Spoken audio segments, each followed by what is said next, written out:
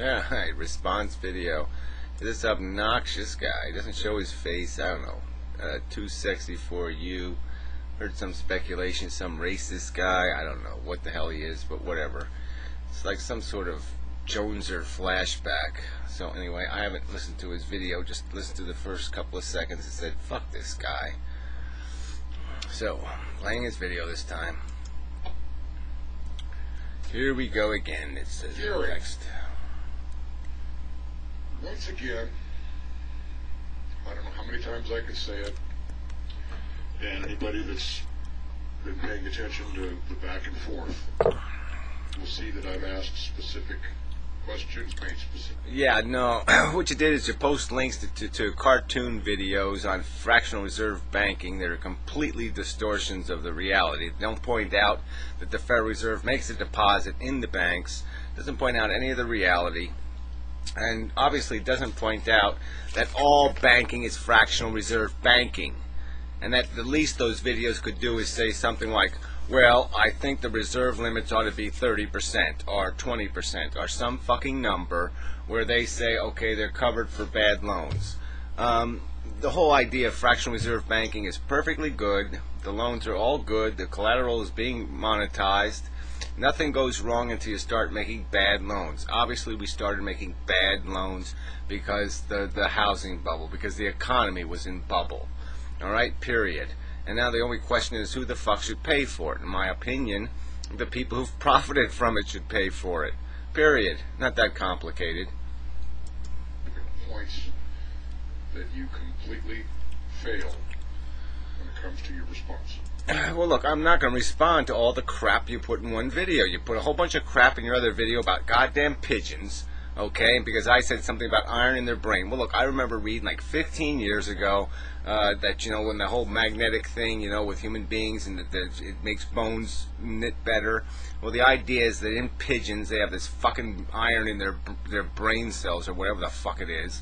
All right, and they're basically triangulating their position because that's, you know, they fly in a big loop, and then they get their brain remembers and that anyway that allows them to do the longitude latitude thing, and that you know, I don't know exactly how they're doing the other I mean the latitude that gives them longitude. I don't know about latitude, but whatever. I remember reading this crap.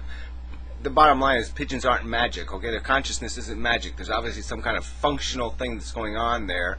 Physical thing, not magical, not totem poles. Pigeons are dumb as shit.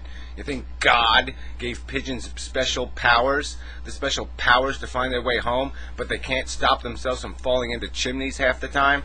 Come on, it's just bullshit. Then your twin study bullshit was a fucking article from 1979 about two guys who had to, you know, separate twins, and they both named their dog Troy. Oh, come on. So they both had the you know, they must have been the gayest goddamn twins on fucking earth. I mean, it was just, oh yeah, their first wife was Linda, and their second wife was Beth. You know what they were? They were guys looking for a goddamn chance to get on TV. You know, Ripley's Believe It or Not or something. Yeah, I mean, that story had bullshit written all over it. I'm not going to waste my time. What, you think I got nothing better to do with my time than be some debunker for your goddamn fables? Fuck you. Again,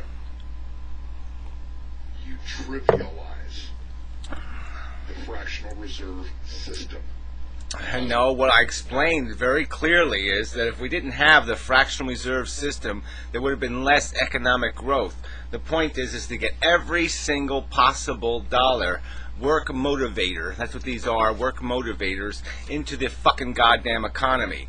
That's the way to end up productive in the long term. And if things get out of hand and there's a little bit too much money being made by some people, well, you know what you do? You just take it the fuck back. That fucking simple. No goddamn fucking problem.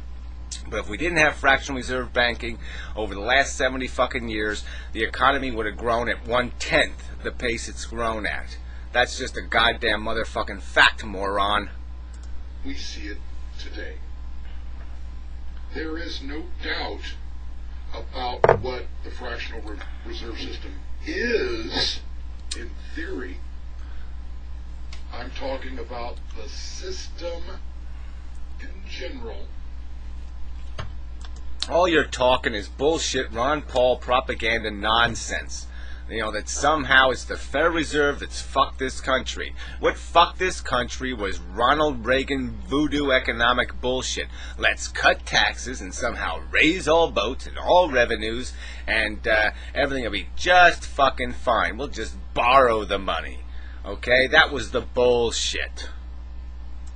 But you need to get down to the reality of the causes and effects, especially the effects, behind the fractional reserve system. Let's take... Again, if we didn't borrow $13 trillion, this conversation about the fractional reserve system wouldn't mean a goddamn thing. The problem isn't the fucking goddamn $3 trillion in paper money. The problem is $13 trillion in fucking bonds. You can trip back in time here for a second. For people that don't really know, I'm sure Gary does know about the gold standard that we once had, when gold and silver was actually used as a currency. Right, and for those hundred and whatever number of years, there was all kinds of ups and downs in the economy. There's no fucking point in basing your economy based on what assholes are going to dig out of the ground. Gold rush, the whole bullshit. Oh yeah, I'm just going to go dig up some money. I'm not going to do productive work. No, I'm just going to go dig myself up some money. And probably why it's not used as a currency today. Banks had first stepped in with the promise to keep these precious metals safe in their banks, in their bank vault. Exactly. Locking away a commodity. Why don't you make it a wheat standard? Then we could lock away tons and tons and tons of wheat. That would make a hell of a lot of sense, right? So instead you use a commodity that's a lot more durable. But the net effect is the same. You're just locking away a commodity. You're making it more expensive. Somebody wants to use it in electronics or in jewelry or something else. You're just making it more fucking expensive. It serves absolutely no purpose to have a gold standard. This money has a fucking standard. The standard is it'll buy you so much of a car and so much of a house and so many loaves of bread and whatnot. It is tied to every commodity in the goddamn economy. It's already standardized. Butthead. They in turn issued certificates.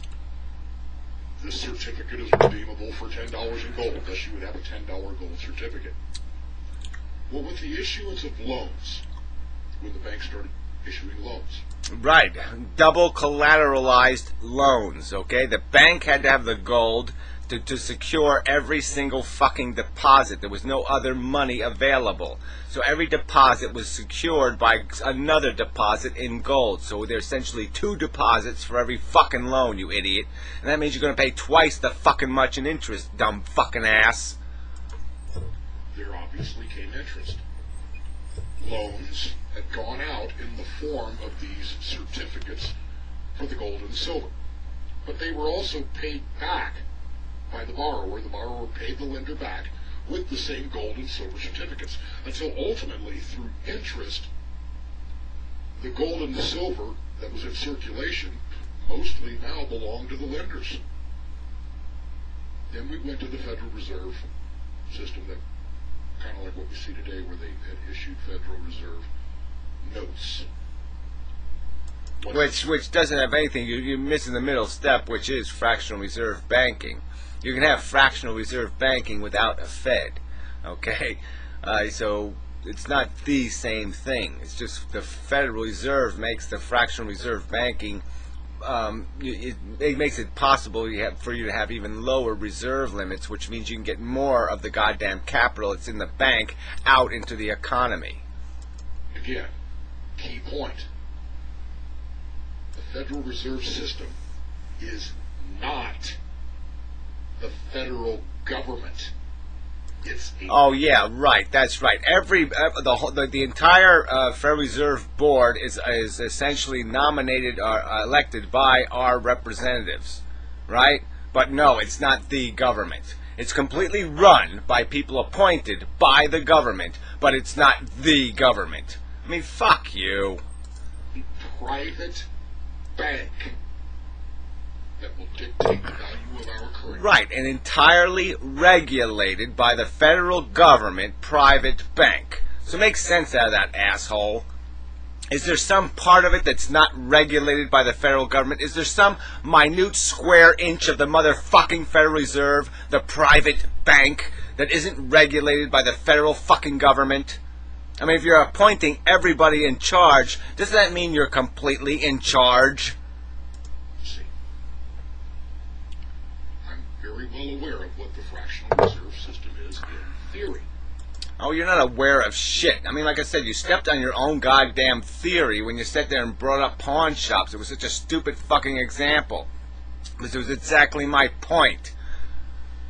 It doesn't work. That's the high interest rate road to failure. The reserve requirements, the 10% reserve requirements are in place to meet the demand for coal. Yeah, well, they've changed those, by the way, okay? It's not 10% anymore, alright? It's been lowered, but go ahead. Talk more shit. Who the fuck cares what the reserve levels is? Like I said, what's it matter? It's an arbitrary, stupid fucking number. You might as well monetize every bit of collateral in the goddamn bank and allow that money to go out into the world and